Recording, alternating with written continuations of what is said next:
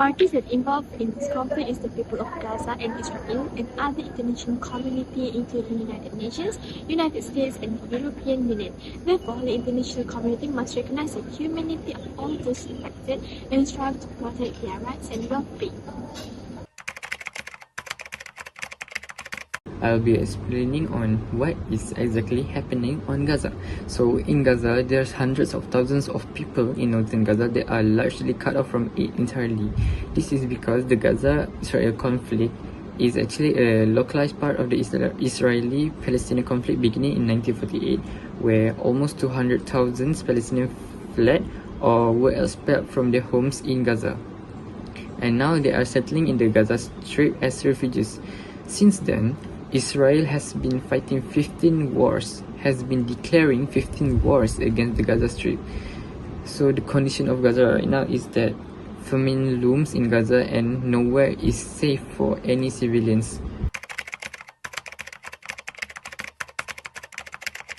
So, when the Gaza-Israel conflict escalated on October 7, 2023, countless lives were lost and families were forced to flee.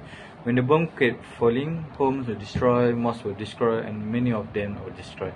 And the search for safety became a desperate journey.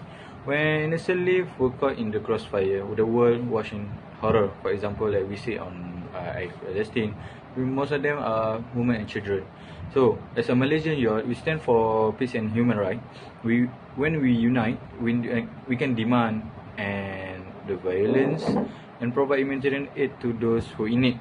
So, let's work toward a future where every child can live in safety and dignity.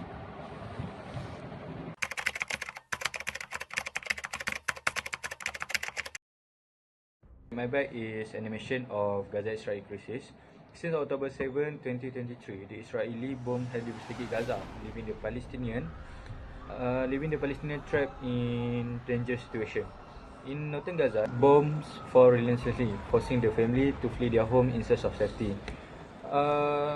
They travel throughout Gaza City and then the Al-Bala through Khan Yunis and end up in Rafah. Yet the bombing is continue, leaving their path to safety uncertainly. I think that's all. Thank you.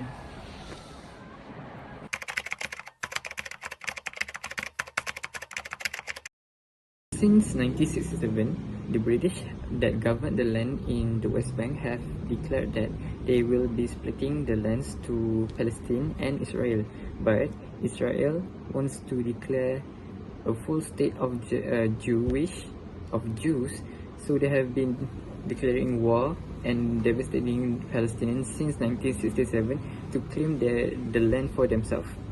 Up until now, there have still been war ongoing, but they have made the conflict global and have been manipulating the stories, the past, the history, and take other countries' opinion to be siding with the Israelis.